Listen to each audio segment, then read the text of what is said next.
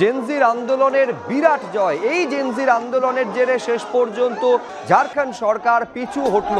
ছাত্র যুব আন্দোলনের কাছে মাথা নোয়ালো ঝাড়খণ্ডের ইন্ডি জোটের সরকার। নিয়োগ পরীক্ষা বাতিল করলো হেমন্ত সোরেনের সরকার। যে এসএসসি সিজিএল পরীক্ষা বাতিল হলো। 2014 থেকে এই যে এসএসসি সিজিএল পরীক্ষা এবং টিডিপিএল এর আওতাধীন সব পরীক্ষা বাতিল। সোশ্যাল মিডিয়ায় শুভেচ্ছা জানিয়ে পোস্ট সিজেপির প্রতিষ্ঠাতা অভিজিৎ দীপকের।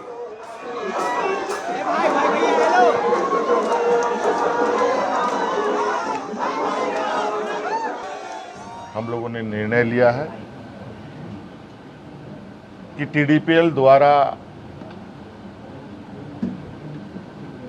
किए गए परीक्षाएं टीडीपीएल के द्वारा प्रकाशित रिजल्ट और टीडीपीएल द्वारा जो भी अभ्यर्थी चुने गए हैं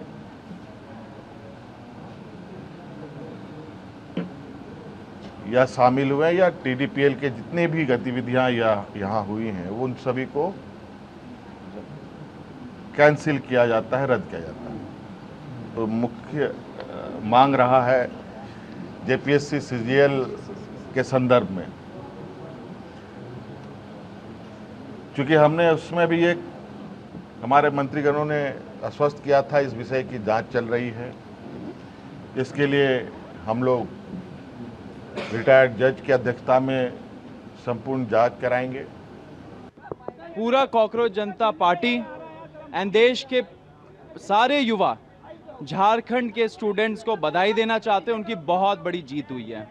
तो सारे झारखंड के छात्र जो इतने दिनों से आंदोलन कर रहे थे, पीसफुल तरीके से आंदोलन कर रहे थे, उन्होंने सरकार से अपनी मांगे मनवा ली। उनको बहुत बहुत बहुत कॉन्ग्रेचुलेशंस। ঝাড়খণ্ডের মুখ্যমন্ত্রী আশ্বাস দিলেন আজকে, এটা তো এক সপ্তাহ দু সপ্তাহ আগে করতে পারতেন। এত ড্রামা করা, এত অত্যাচার করা ছাত্রদের উপরে কি দরকার ছিল? এটা তো ছাত্রদের অধিকার আছে, তাদের ভবিষ্যৎ নিয়ে কেউ চিনিমিনি খেলবে, ওরা তো চুপ করে থাকবে না।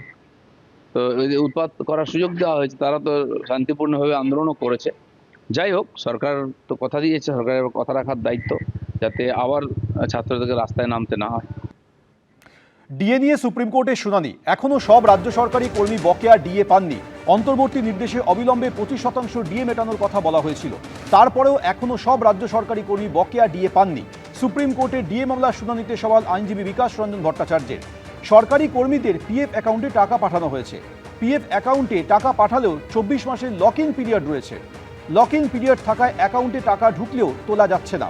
সুপ্রিম কোর্টে ডিএ মামলায় শুনানিতে সওয়াল রাজ্য সরকারি কর্মীদের আইনজীবীর। বকেয়া ডিএর জন্য 7,700 কোটি টাকা ছাড়া হয়েছে। লক ইন পিরিয়ডের বিষয়ে কিছু জানা নেই। আদালত বা সুপ্রিম কোর্টের গড়ে দেওয়া কমিটির কাছে আমরা আমাদের জবাব পেশ করব, সুপ্রিম কোর্টে জানিয়েছেন সলিসিটর জেনারেল তুষার মেহতা। রাজ্য সরকারি কর্মচারী সংগঠনগুলিকে প্রতিনিধিদের নাম জানানোর নির্দেশ দেওয়া হয়েছে। ইন্দু মালহোত্রা কমিটির মুখোমুখি হওয়ার জন্য প্রতিনিধিদের নাম জানানোর নির্দেশ দেওয়া হয়েছে।